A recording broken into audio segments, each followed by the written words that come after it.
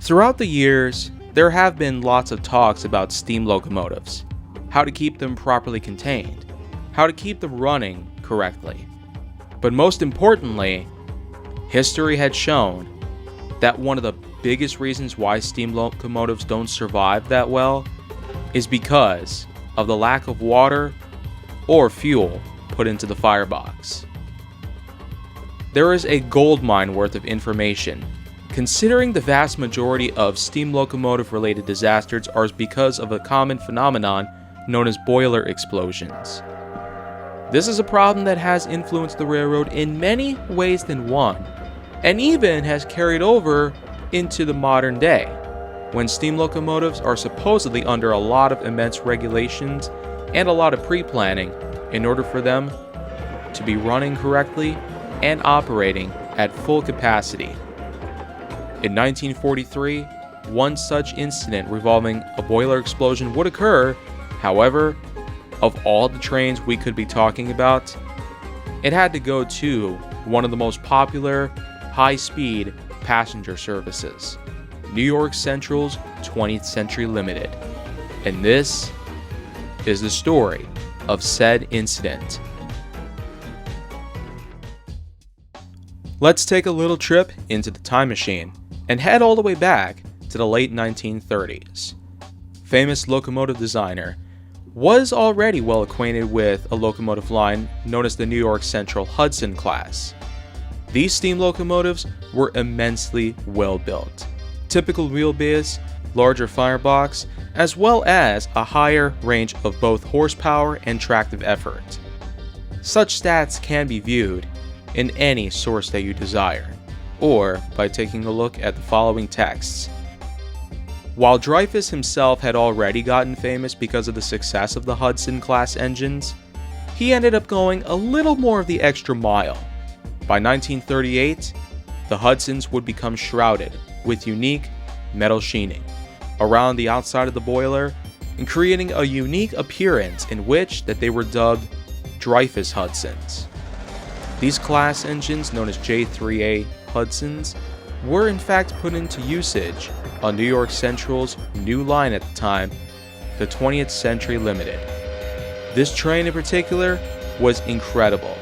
It was made mostly for New York's elite. It had a whole host of accommodations, ranging from barbershops, libraries, and even expensive dinner platters. While it certainly wasn't cheap, even for the day that it was around, the 20th Century Limited was made to be one of the most popular passenger trains of all time, and was also one of the most well-regarded in terms of its performance. The Dreyfuss Hudsons were able to utilize much lighter weighing drive wheels, as well as a much more refined system in terms of both fuel and water. The tenders, in fact, utilized what's known as a water scoop, a unique system which allowed for trackpad-based water supplies to be picked up on the fly and preventing them from making extra stops.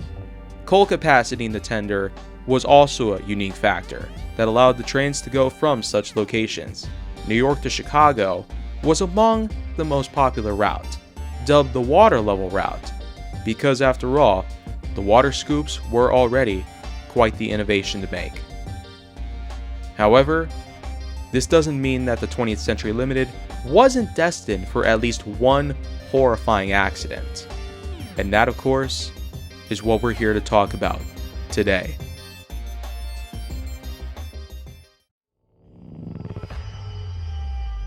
September 7th, 1943. New York City itself. The 20th Century Limited would be pulled out using an electric engine, as steam locomotives were prohibited anywhere from within or even inside the Park Avenue Tunnel, in which that Grand Central Terminal station, which the train would originally depart from, would not allow for any steam locomotives. This is because of a 1902 incident in which that a White Plains Express train would run into the back of a commuter train after failing to follow a red stop signal. Large amounts of steam and smoke had supposedly obscured the vision for the engineer of the White Plains Express. However, this is a different story that we'll talk greatly in due time. The 20th Century Limited would head eastbound. Within a few hours, it would make its way towards Canastota, New York, in which that, on the Mohawk Division, supposedly there was a problem, not occurring from any equipment or from any passenger faults, but deep inside the engine's firebox, New York Central number 5450 would unfortunately end up overheating. It wouldn't be very obvious to the crew, at least those whom were paying attention, to a combination of gauges as well as cocks, or valves, necessary to allow for proper water flow and steam regulation from within the cab of the engine. The problem would only continue to get worse until it happens.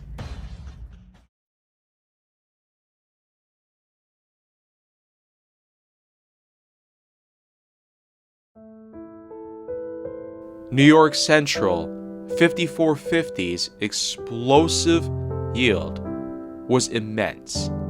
While the explosive yield was not quite measured out, as at the time the train was traveling at a decent speed, not far from Little Falls. The three crewmen aboard the train, which consisted of engineer George Pierce, fireman Jack Larson, as well as a traveling fireman Charles Ricker, were all killed in the explosion. And as for the rest of the consist following the engine, various casualties were also reported. 17 cars in total were behind the locomotive, including a mail car with a few people inside. Some were injured from the explosion. Thankfully though, the rest of the passengers were all okay, having received little to no injuries, with the crew being the only real exceptions. This boiler explosion unfortunately would not live on as large as some other cases, including a 1948 incident in Chillicothe. Investigators did determine that the main probable cause of this horrifying wreck of the 20th Century Limited was in fact due to a lack of proper water supply for the boiler. As we know by now, a majority of boiler explosions are typical because of the lack of water. Water is, after all, necessary in not only helping to create steam, but also prevent certain critical components within the firebox and the rest of the boiler from overheating as a result of the lack of water.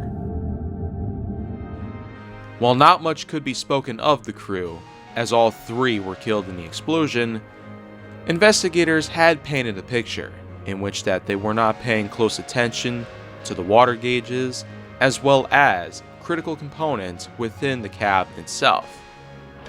The boiler explosion did result in an awful sight where this particular J3A Dreyfuss Hudson would unfortunately have very little remaining of it.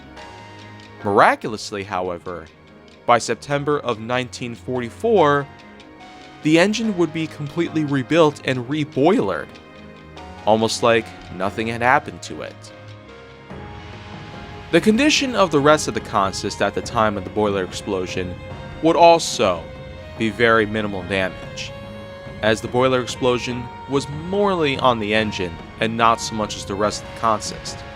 Despite most of the derailed equipment at the time, a good majority would thankfully be salvaged, and many would return to service, operating with New York Central until the 1968 acquisition, which would be formed with other railroads to create Penn Central, would be established.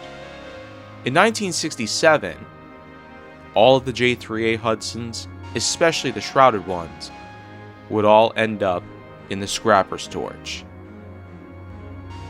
While the 20th Century Limited's history would thankfully live on, with a grandiose legacy being carried on by many fans and many whom remember riding on the train itself, it would fade off into history. And after more than 60 years, since the train's own retirement and the scrapping of the Hudsons themselves. There have been some people whom have since talked about this particular boiler explosion incident from 1943. To this day, 82 years later, many will still remember this particular train. But the explosive yield that engine 5450 put together was an insane sight to those who were in Canastota at the time that it occurred. And today, we can only agree that giving proper water supply would have helped to prevent such a mass disaster like this.